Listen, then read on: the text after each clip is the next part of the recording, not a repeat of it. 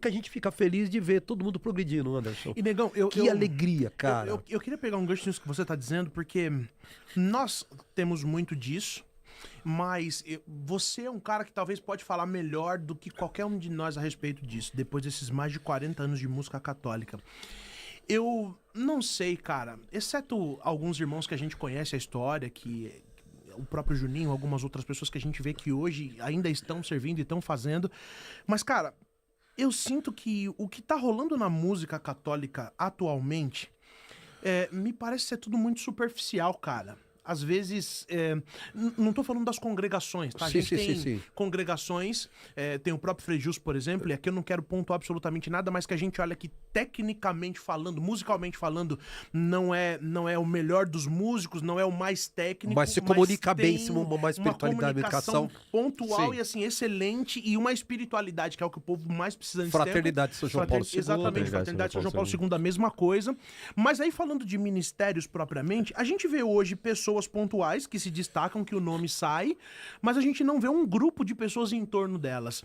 Então, assim, é tudo muito superficial. Você vê um cara que vai lá, ele executa algo, ele canta algo, ele faz algo, só que você não consegue sentir verdade naquilo. Eu pelo menos, tenho essa sensação de que é tudo muito superficial. Eu não sei como que você enxerga isso, eu não sei se você consegue enxergar esse mesmo vazio, essa mesma superficialidade no que tá rolando hoje. E aí eu queria entender de você, e eu queria entender de você também, Michel, que hoje está inserido e está muito próximo dessa realidade. O que vocês acham e como que vocês enxergam o que está rolando na música católica nesse momento hoje? Como que vocês olham e como que vocês definiriam esse momento que a gente está vivendo na música católica? Anderson,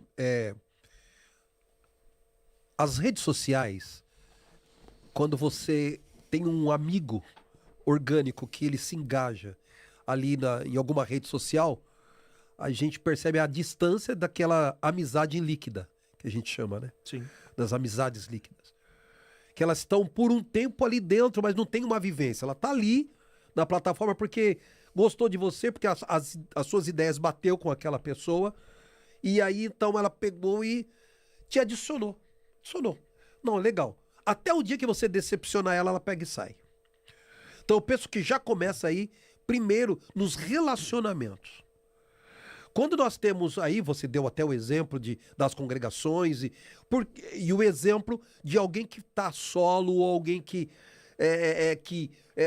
pensou, olha, o único objetivo era gravar.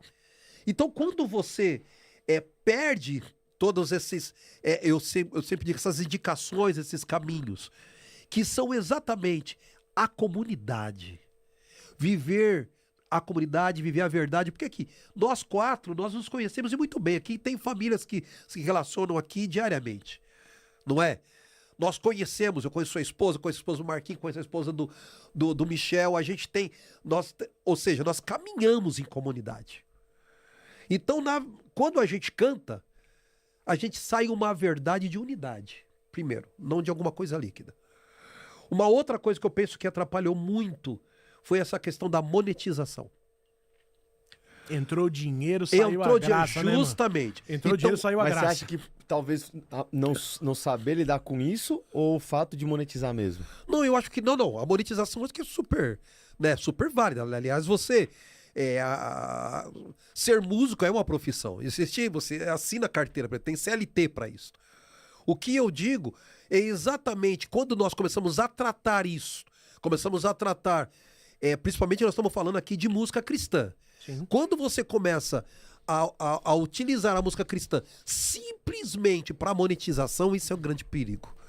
Quando eu só penso no ECAD, eu só penso no resultado que ela pode me dar financeiramente, é muito complicado. Eu já tive a oportunidade de estar perto de músico que fala assim, escuta, não, vamos tirar esse... quando eu fiz a Casa de Deus, por exemplo, foi tema da renovação, né?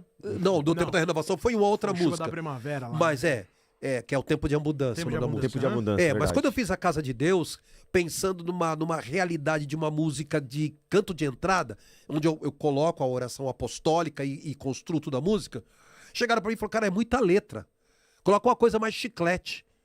Isso aí você não vende. Isso o povo, os produtores? Não, povo, produtor e gente nossa, muito perto de nós, porque quem vai gravar nós Então assim, são pessoas dentro, hoje não se vende mais isso. Você tem que colocar uma música mais chiclete, mais pro povo cantar, mais para ser utilizada na igreja com uma coisa muito mais simples, mais fácil. Até porque a gente estava vivendo um momento assim do worship muito forte, né? Worship vindo com letras mais repetitivas, com mais, né? Enfim, então eram canções que eram fáceis de se decorar, eram fáceis de tocar. Você usava 3 acordes, estava tudo tranquilo. As letras repetidas. E eu venho nesse tempo. Ou seja, quando eu entrei e me deparei nesse tempo, o pessoal chegava para mim e falava, cara, diminui esses versos. Para que você vai usar a Casa de Deus com 4, 5 versos? Usa 2. Coloca uma coisa mais chiclete.